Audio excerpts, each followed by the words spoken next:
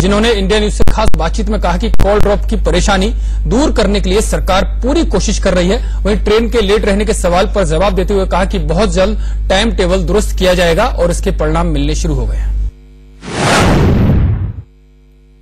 ये जो स्वरूप की बात आप करते थे, जो वादा किया, क्या वास्तव में वो स्वरूप पूरा होता जा रहा है? 2019 तक वो पूरी तरह से डिलीवरी होगी? स्वाभाविक रूप से जो भी इनके मानक आप तय कर सकते हैं, मैं समझता हूं कि सभी मानकों पर सरकार ने कदम उठाए। 4G रोल आउट पूरी तरह से हो गया। कभी समय था कि 3G 4G दुनिया में आ जाता था और उसके वर्षों बाद यह देश इंतजार करता था।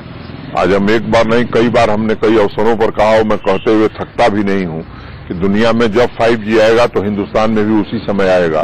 तो ये मोदी जी की सरकार के कारण ही संभव हो सका है। 4G बहुत अच्छे से काम नहीं कर रहे हैं। नहीं, ऐसा नहीं। राजधानी में भी यही हाल है। ऐसा नहीं, 3G 4G अच्छे से काम कर रहे हैं और मैं समझता हूं कि और अच्छा काम करे, इसकी जरूरत है और निरंतर मॉनिटरिंग उसकी हम करते हैं। किसी भी नेटवर्क के लिए इंफ्रास्ट्रक्चर की जरूरत है और टेलीकॉम के क्षेत्र में इंफ्रास्ट्रक्चर टावर्स हैं और BTS हैं।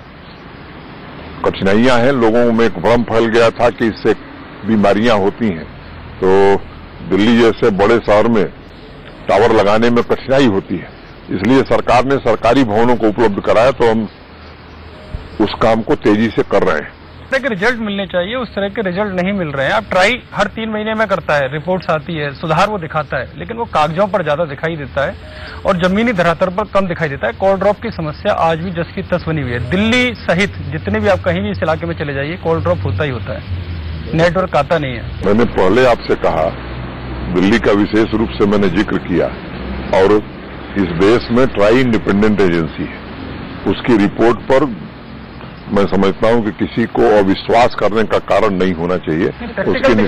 उसकी निष्पक्षता मैं मानता हूं कि प्रामाणिक है और मैंने ये दावा कभी नहीं किया कि कॉल ड्रॉप है ही नहीं। मैंने कहा कि पहले से सुधार हुआ है और निरंतर मॉनिटरिंग की जरूरत है, इंफ्रास्ट्रक्चर बढ़ाने की जरूरत है। अभी और सुधार की संभावना काफी नहीं, ये ऐसा काम है जिसमें निरंतर मॉनिटरिंग और निरंतर सुधार की गुंजाइश बनी रहती है। कॉल ड्रॉप से संबंधित ही है वो सवाल है कि आप MTNL या BSNL के कर्मचारी होते हैं, तमाम तरह की शिकायतें हैं, उनको प्राइवेट कंपनियां कुछ पेमेंट करती हैं और उसकी वजह से वो सर्विस को बड़ा बाधित करते हैं। क्या इस पर कोई कदम उठाया है? क्या इस तरह पर कोई मॉनिटरिंग एजेंसी बैठाई है कि इस तरह का आपके उपभोक्ताओं को दिक्कत न? MTNL BSNL की एक कठिनाई है, पिछली सरकार में दोनों बुरी तरीके से घाटे में आ गए थे गलत निर्णयों के कारण। पिछले 3 साल से BSNL ऑपरेटिंग प्रॉफिट में है। नेटवर्क में कोई इन्वेस्टमेंट उसने नहीं किया था, अब हम नेटवर्क में इन्वेस्टमेंट कर रहे हैं और उसमें काफी सुधार हुआ है। दूसरी जो कठिनाई BSNL MTNL की है कि उनके पास 4G का स्पेक्ट्रम नहीं है, तो आज के युग में 4G की सुविधा जो सर्विस प्रोवाइडर नहीं देगा तो मार्केट में कैसे बने रह सकता है। इसलिए हमने निर्णय किया कि हम BSNL MTNL को 4G का स्पेक्ट्रम देंगे और अभी कैबिनेट के लिए हमने एक प्रस्ताव बनाया है, अंतर मंत्रालयी समूह के पास भेजा गया है डिस्कशन के लिए और 4G का स्पेक्ट्रम आने के बाद मैं समझता हूं कि BSNL की स्थिति और सुधरेगी और BSNL की उपयोगिता और आवश्यकता इस देश के लिए निश्चित रूप से है कि सही प्रतिद्वंदिता रहे और जब देश में संकट आता है तो मैं समझता हूं BSNL ही खड़ा होता है। MTNL थोड़ा ज्यादा कठिनाई में है, तो उसको कैसे ठीक किया जाए इस पर भी हम विचार कर रहे हैं। तो हमारी सरकार में चीजें बदल रही हैं और तेजी से बदल रही हैं। काफी तेजी से बदल रही है। आप रेल की भी बात कर रहे थे, रेल राज्य मंत्री आप हैं, काफी इंफ्रास्ट्रक्चर काफी बनाया है, आप ट्रैक भी बन रहे हैं और काफी सुधार भी हुआ है, लेकिन लेट लतीफी और दुर्घटनाएं रुकने का नाम नहीं ले रही हैं। निश्चित रूप से दुर्घटना रहित भारतीय रेल बने, इस दिशा में काफी काम हमारी सरकार ने किया है और टेक्नोलॉजी का जितना अधिकतम उपयोग हम करेंगे, मैं समझता हूं उस दिशा में हम बढ़ेंगे। कारणों का पता लगने के बाद उस पर हम प्रतिक्रिया देंगे।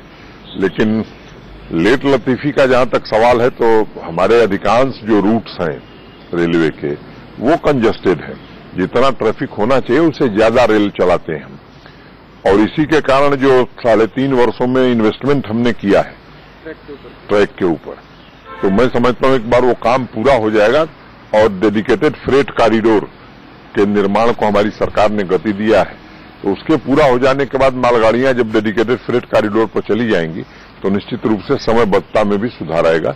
लेकिन आपकी सूचना के लिए पहले से मैं समझता हूं कि इधर गाड़ियां काफी समय से चल रही। ये थे केंद्रीय मंत्री मनोज सिन्हा, जिनका साफ तौर पर कहना है कि 3.5 साल में रेलवे के ऊपर काफी जो उसका इंफ्रास्ट्रक्चर है उस पर काफी काम किया है और बहुत जल्द जो ट्रेनों की लेट लतीफी है उस पर आपको परिणाम मिलना शुरू हो जाएगा। फिलहाल समय चला एक छोटे से